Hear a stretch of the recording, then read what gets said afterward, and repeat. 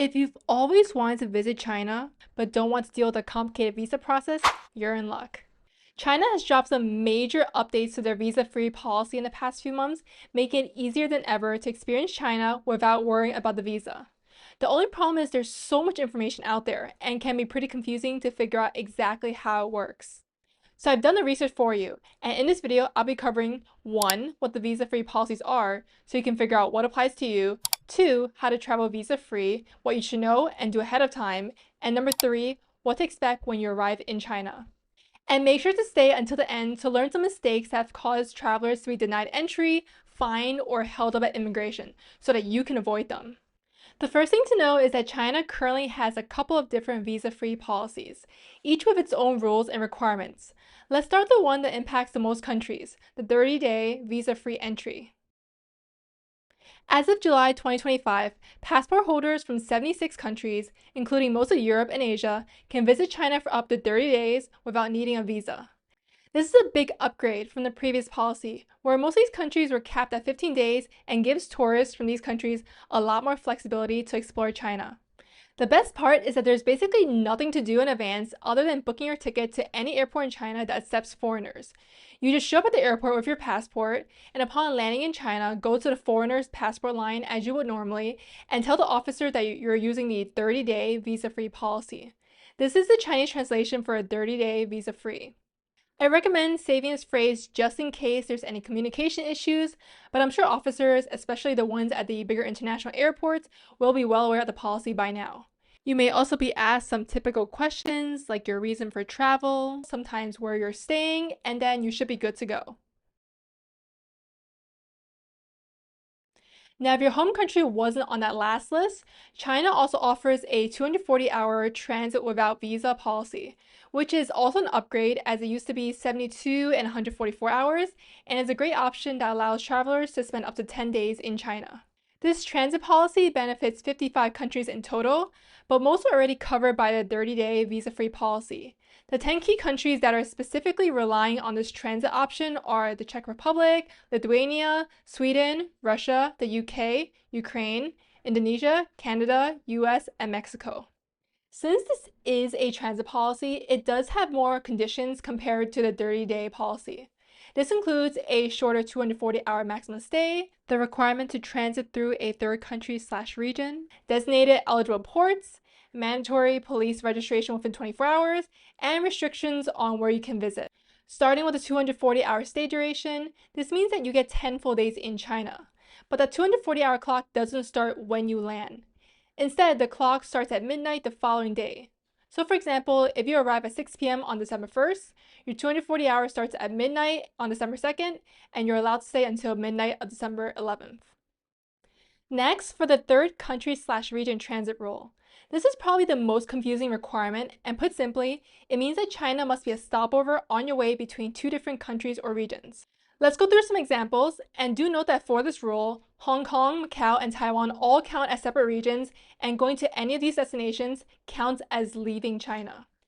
So if you're in Hong Kong, you're planning to fly into Shanghai for 10 days, and then your stop after is New York, that's fine and you're covered under the 240-hour policy. But if you're starting from LA, flying to Shanghai, and then back to LA, that won't work as there's no third country or region. Now, if you were flying from LA to Shanghai, and then Shanghai to Tokyo, and then from Tokyo back to LA, that works as Japan satisfies the third country or region requirement. Basically, the officers will be looking at where you were before China and where you'll be going after China. Before and after do have to be different places if you want to use the 240-hour policy. Now, to prove that you do satisfy this transit rule, you need to bring proof that you have flight tickets departing from China within 240 hours and a visa for that destination if required. Now let's talk about eligible ports. Travelers on this transit policy have to enter and exit through one of these designated ports. This has now been bumped up to 60 ports, covering the following airports and seaports across the following provinces. And as long as you book your tickets to arrive and depart from one of these ports, you're all set. And then when you arrive in China, you'll head to immigration, you'll fill out a arrival card. Sometimes there's a separate temporary entry line. You'll show your passport and the arrival card to the officer, mention that you're doing visa-free transit, which in Mandarin is this. Take a screenshot just in case, And then you'll show proof of your next destination and possibly answer the same typical question, your purpose of travel, and where you're staying while you're here. And if no issues, this process should be really quick. You'll get a 240-hour entry sticker in your passport, and then you'll pass right through. And the last thing to mention here is that with recent changes to this transit policy, you are now able to travel across 24 different provincial regions covering a huge chunk of China. Previously, it was much more limited, but now, if you take my example from earlier, you can not only enter and leave from Shanghai, you can actually go to Beijing and then onwards to Guangzhou, and then depart from there since Guangzhou has many eligible ports. So many possibilities within these 24 regions. Just make sure you're departing from a designated port. So these are the two major visa-free policies that have undergone major changes this year. Now, before we continue, if you found this video helpful so far, I would appreciate if you take a second to hit that like and consider subscribing. I spent a lot of time putting together these videos in a way that's clear and helpful for travelers like yourself, and your support is greatly appreciated. Or leave me a comment saying hi and letting me know your thoughts. I love to hear and learn from you guys as well. Now back to visa-free policies, there are also two other policies that I'll mention, and I'll quickly go over them since they're fairly straightforward.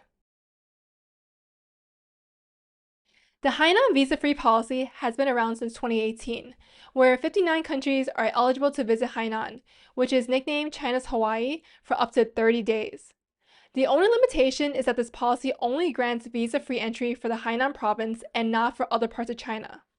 So if your country is on both the eligible list for Hainan and mainland China, and you're looking to visit both in one trip without visas, it is possible, but you would have to exit China first.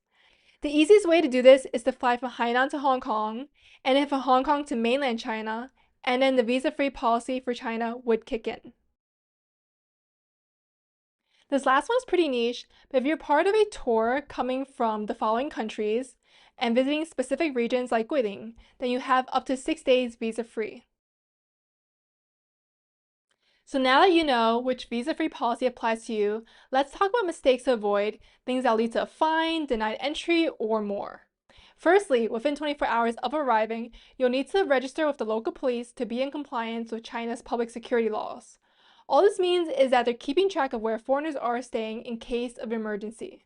If you're staying at a hotel, the hotel staff will handle this for you when you hand over your passport, and there's nothing you need to do. But if you're staying with friends or someplace where you don't formally register, you'll need to go to a local police station yourself, or some cities now have online registration. You'll see varying stories from folks online about how strongly this is enforced, but just know that it could potentially lead to a fine or some problems when you're leaving China if not done. Secondly, if you're looking to extend your visa-free stay for beyond a limit by leaving and then return to China, it's important to know that while there is no advertised cool-off period per se, meaning you could theoretically leave China and fly right back, this may lead to scrutiny at immigration, be considered a continuous stay, and lead to denied entry. For those visiting on the 30-day visa-free policy, there is specifically some language stating that cumulative stays should be no more than 90 days within any 180 days or 360 days for certain countries. Travelers have reported successfully leaving China at the end of their visa-free stay, spending a week in, say, Japan, and then returning with a refreshed visa-free policy. But again, just know that this is a risk and you may be denied entry. Next thing to keep in mind is that the 30-day visa-free policy mentioned earlier has some expiration dates. At the moment, it's until December 31st, 2025 for the 38 countries listed here, and then until May 31st and June 8th, 2026 for the others. There's a chance they'll be renewed, but just keep this in mind if you're planning a trip beyond this year and to check the current status closer to your travel date. For the 240-hour transit policy, I haven't seen the expiration date published for that at this point, but I'll update that in the description as I see it. And lastly, a quick reminder that your passport must be valid for at least 3 months beyond the length of your stay in China, but should really be over 6 months ideally. Alright, I know that was a lot, but hopefully what you take away is that China has opened their doors and made this so much easier for many, and it's incredibly exciting. Let me know if any questions in the comments. Thanks for joining me today, and I'll see you in the next one.